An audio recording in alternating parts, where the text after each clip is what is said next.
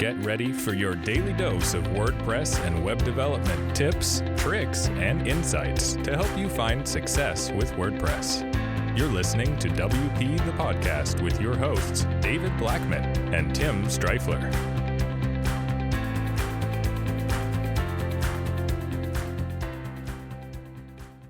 Hey everyone, welcome to another episode of WP the Podcast, brought to you by WPGears.com. I'm Tim Streifler. My co-host David Blackman is not with us today. He'll be back with us probably in tomorrow's episode, actually. We record these episodes usually 5 to 7 or 8 at a time, and so due to some scheduling conflicts with David's traveling as a digital nomad, we weren't able to make our schedules match up. And so, so today's episode, we're going to talk about the most optimum way to segment your email marketing lists. Now, email marketing has evolved quite a bit over the years. For example, it used to be all about your newsletter, right? Your email newsletter. If you've been listening to the podcast for a while, you've heard me say that I hate when people call their email list their newsletter. Sign up for my newsletter. It's very like 2002-ish, or earlier, where businesses used to send out paper newsletters, quarterly or yearly to update all their clients and colleagues and stuff like that on what their business is doing and stuff like that, where it kind of translated into email. And as email got popular, people were doing that with emails, like, oh, you can easily send it out. You don't have to send out any snail mail. And so they would update, everyone on what their business is doing and, new products and services they're launching and stuff like that. But now the newsletter concept's kind of outdated. And now people just send email blasts, right? Weekly or a couple times a week and different things and to promote different products, that sort of thing. And so they're not really called newsletters anymore. So don't call it that. That's very old school. It's one of my pet peeves. It's not a big deal, but it's something that for whatever reason just rubs me the wrong way. Newsletter. Don't like it. And so not only has it evolved past the, kind of the newsletter format, but also the way that you segment. You don't have to send, you don't have one list that you just send out, the same email to everyone, because depending on, how many products you sell, that sort of thing, you're going to have different, promote different things that will apply to different customers that are on your list. And so you don't want to bore people with stuff that doesn't matter to them.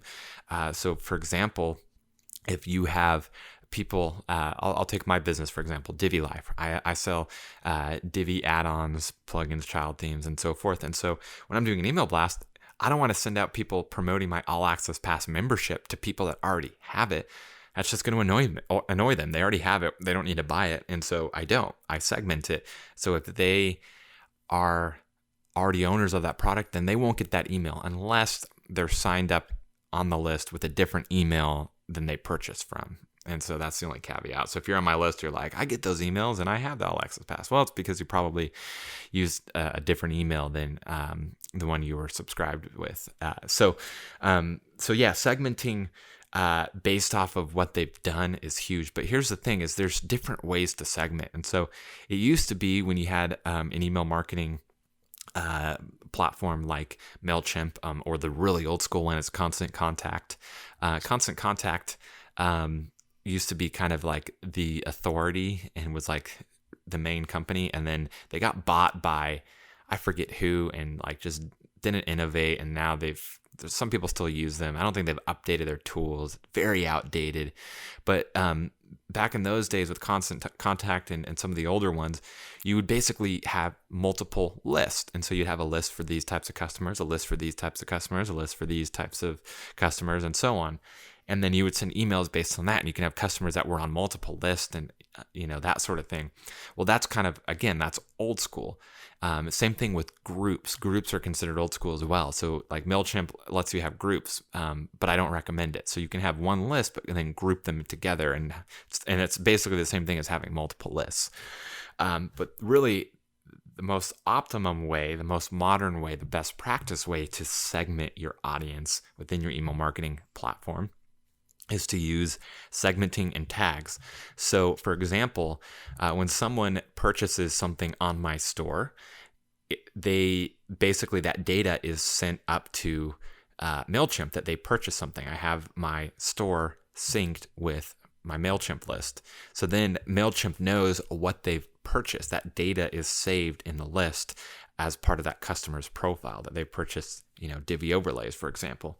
And so if I wanted to send out an email to all Divi overlays customers, or I wanted to send an email to everyone except Divi overlays customers because they already own the product and I wanted to promote it to people that didn't already own the product, well, then I can use MailChimp's segmenting to say, I want this email to go to everyone except these people or just these people. There's all these different ways you can, segment within MailChimp. And you can save segments so that you can refer to them later and go and, manage them and so forth. Or you can create them on the fly, which is typically what I do. I'll create the segment on the fly depending on who I want the email to go out to.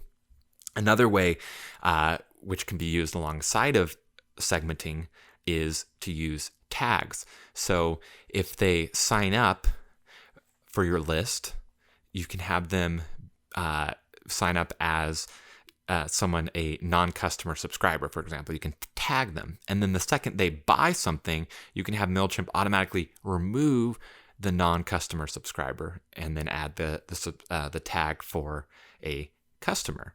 So then you can do the on-the-fly segmenting and say, send out this list to all customers, or whatever. And so tags, segmenting, the built-in segmenting that you can use on the fly, I think kind of replaces a need for tags in certain situations, but using tags can be really useful in certain scenarios, especially when, like for example, the e-commerce stuff is really easy because it's synced with your store.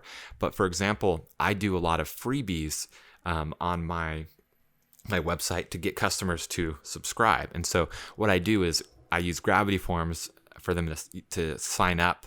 And then Gravity Forms will send them the freebie, and then Gravity Forms lets you add a tag. So I could add the tag that they got this freebie. And so it makes it really easy because then I can send an email to everyone who downloaded this freebie of something else that they might be interested in, or a paid product that they might be interested in. So you can kind of use segmenting along with tags to really dial in who you want to get the email. And so it's really, you can do a lot of experimenting and testing that way. And it's much more powerful than just sending blanket emails that go to everyone because you'll annoy a lot of people.